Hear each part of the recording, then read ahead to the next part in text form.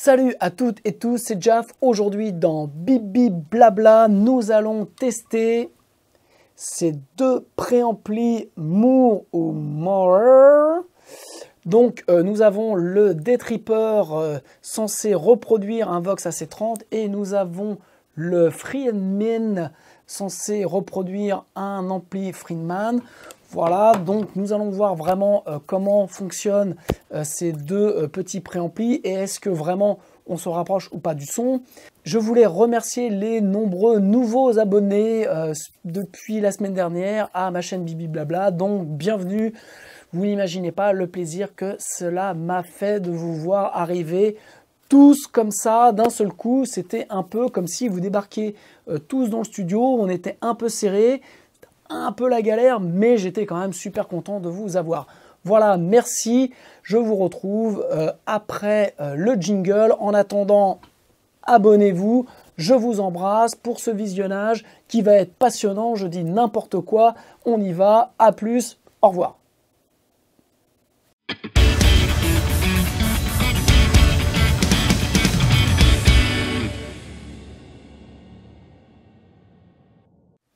Ok, donc nous allons commencer ce test avec le préamp Moore 012 qui est censé simuler un ampli Friedman.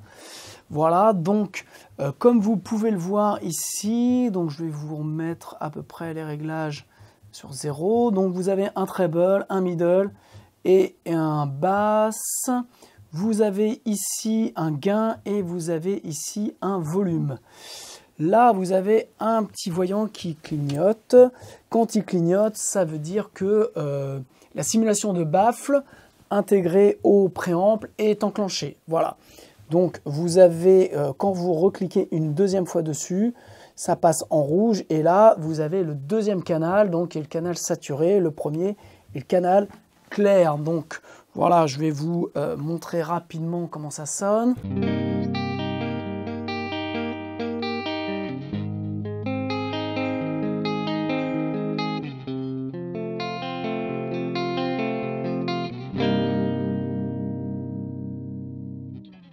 Voilà, donc on a un son très californien, très cristallin. Là, je suis sur micro grave en simple bobinage, donc vous voyez.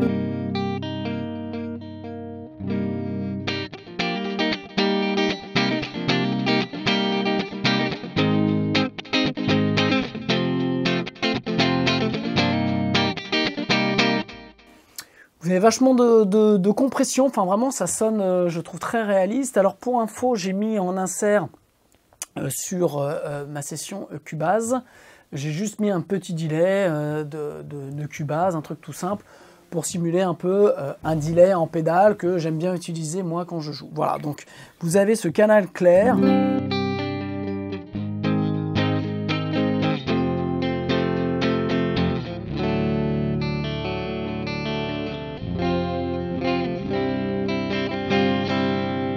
Donc là,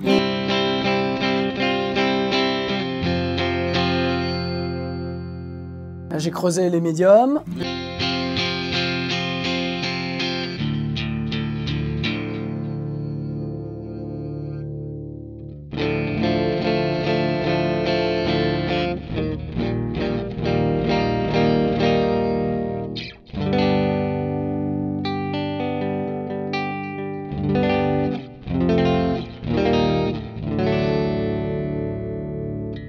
Ok, donc c'est vraiment, vous voyez, les petits boutons de réglage sont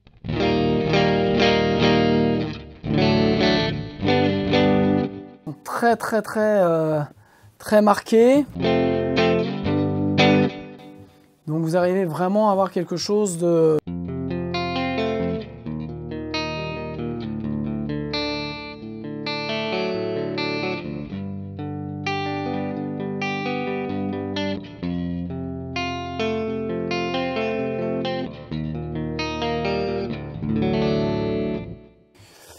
Voilà, quelque chose d'assez... ce que j'aime bien sur ce petit préamp, c'est vraiment sur le canal clair, c'est son très cristallin. Donc j'ai utilisé sur un titre qui va sortir normalement en mars, qui s'appelle S'y installer. Ce préamp est en clair et en saturé parce que je le trouvais vraiment très dynamique, très chaud et très clair. Ce que je ne peux pas avoir par exemple avec la Marshall, la vieille tête Marshall JMP, ce que je ne peux pas avoir vraiment avec le orange, ce que je peux avoir avec le iWatt, mais pour être sincère, pour être franc, comme j'ai essayé sur ce titre-là, j'ai beaucoup de guitares. Il y a un moment, j'ai eu un peu la flemme et je suis allé à la simplicité. Et donc, j'ai branché ça directement dans ma carte son. Et ça a fait vraiment l'affaire. J'ai un titre qui va sortir d'ici une quinzaine de jours qui s'appelle Bientôt les loups, où les rythmiques de solo et le solo en lui-même ont été faits avec ce préamp directement dans ma carte son. Voilà, donc là, je le rappelle. Là, on est avec le simulateur de baffle propre à la pédale. Donc, on va passer maintenant sur le canal saturé.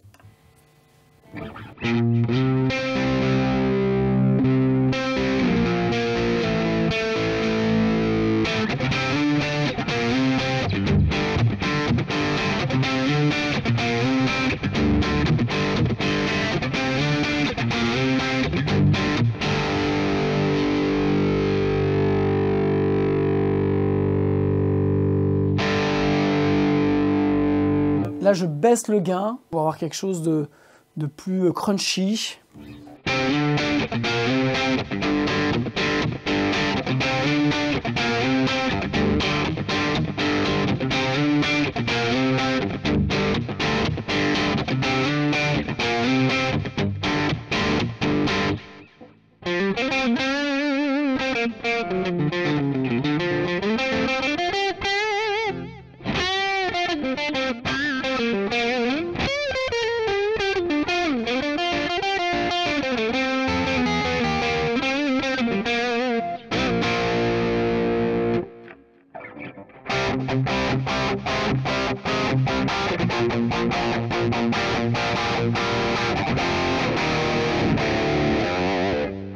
Vous voyez, donc on a quelque chose de très...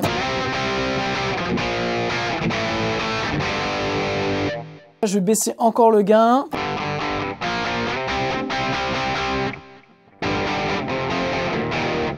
Ok, je vais le remonter.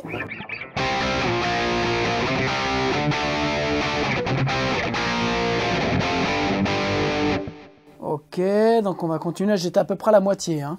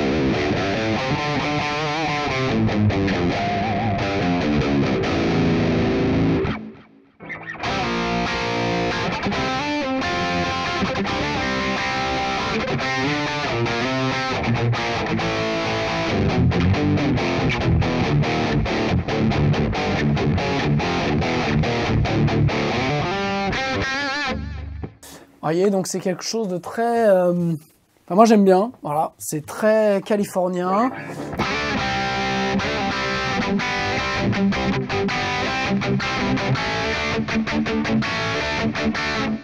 Pour environ une centaine d'euros, je crois. C'est bluffant. Donc maintenant, on va passer avec une empreinte de baffle Friedman, donc un 212. Et je préfère le son que bon, le simulateur de baffle qui est intégré au préamp, mais qui fait, je trouve, déjà bien le boulot. Mais là, on va passer à quelque chose de plus intéressant. Ok, donc nous allons maintenant voir... donc vous voyez, j'ai changé... sur le switch, donc je suis repassé au canal clair et le voyant ne clignote plus. Donc cela indique qu'il n'y a plus de simulateur de baffle enclenché dans le préamp. Et donc j'utilise dans Cubase une empreinte de baffle qui provient de chez 3 Sigma Audio, si je ne dis pas de bêtises, voilà, qui font tout un tas d'empreintes, donc d'impulse de baffle. Et là, donc j'ai pris exprès le 212 Friedman pour avoir un couple Friedman. Voilà, donc quelque chose d'assez proche. Et donc nous allons voir maintenant en son clair ce que ça donne.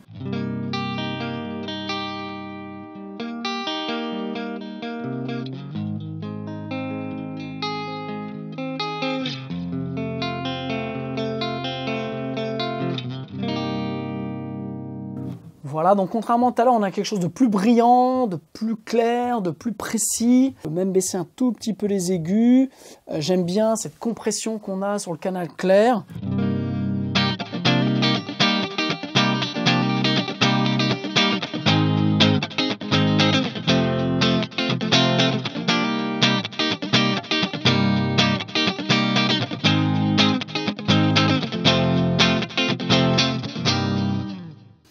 Vous voyez, donc ça claque, c'est je trouve très californien. Donc là je suis en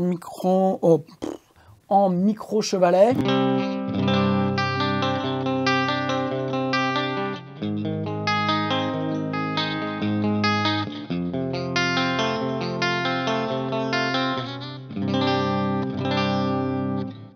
Ouais, c'est très sympa. Voilà, donc on va passer maintenant sur le canal saturé.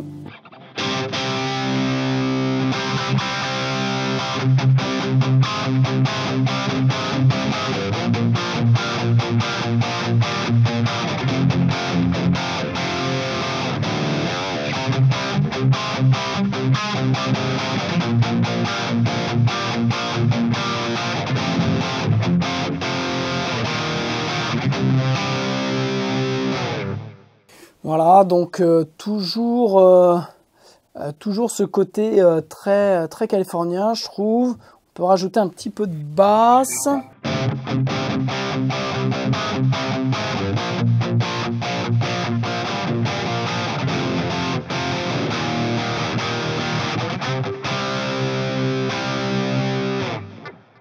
Ok, donc on va mettre beaucoup plus de saturation.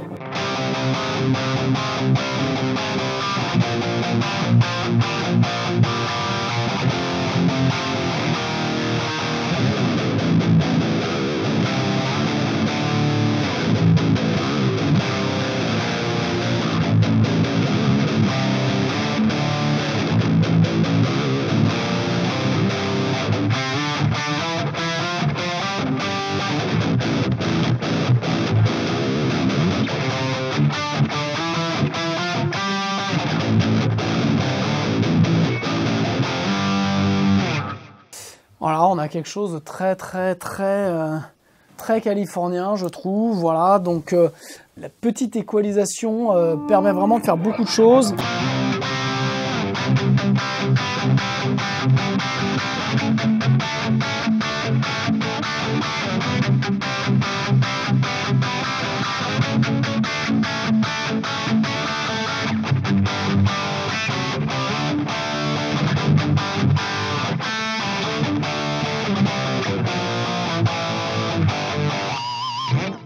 Voilà, ça arrive quand on ne sait pas ce qu'on va jouer, forcément.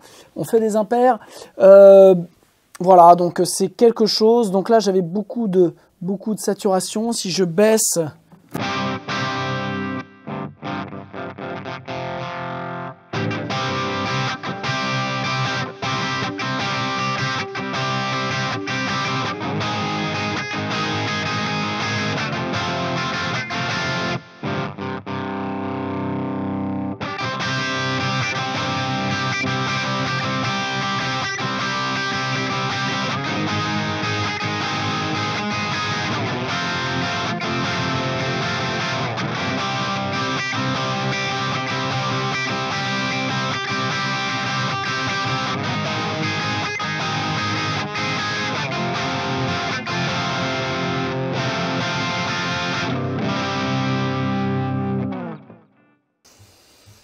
trouve ça assez bluffant, quoi. Autant j'étais bluffé, relié au Baby Bomb 30 sur vraiment un baffle, autant là pareil j'irais en direct dans une carte son.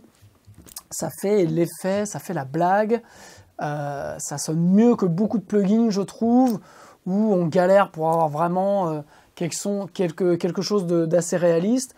Là, j'ai juste une empreinte de baffle, donc Friedman, qui vaut, si je dis pas de bêtises, qui vaut 15 €, plus ça, qui vaut une centaine d'euros. Et vraiment, moi, je l'utilise beaucoup pour pouvoir faire mes maquettes, mes pré-prod, au lieu de brancher un ampli et, on va dire, cramer les lampes.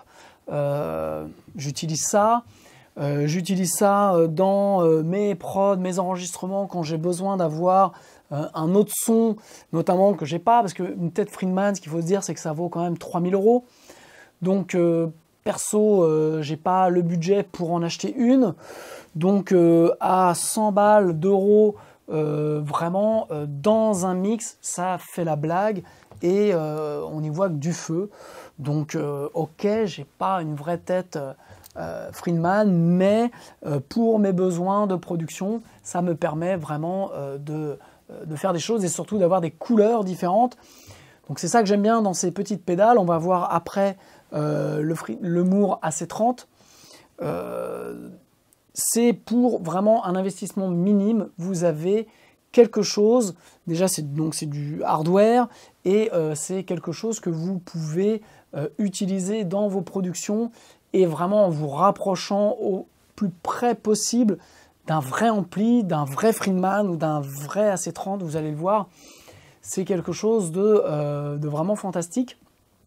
Et c'est quelque chose en plus que vous pouvez donc utiliser directement dans votre carte son, mais que vous pouvez utiliser, comme je l'ai fait, dans un ampli ou en insert, en branchant le préamp directement dans l'insert d'un ampli, et vraiment d'avoir un son Friedman sur scène ou en répétition à moindre frais. Donc voilà, pour les personnes comme moi qui n'ont pas les moyens aujourd'hui d'acheter un ampli Friedman à 3000 €, eh bien, vous avez la solution clé en main ici pour une centaine d'euros. Voilà.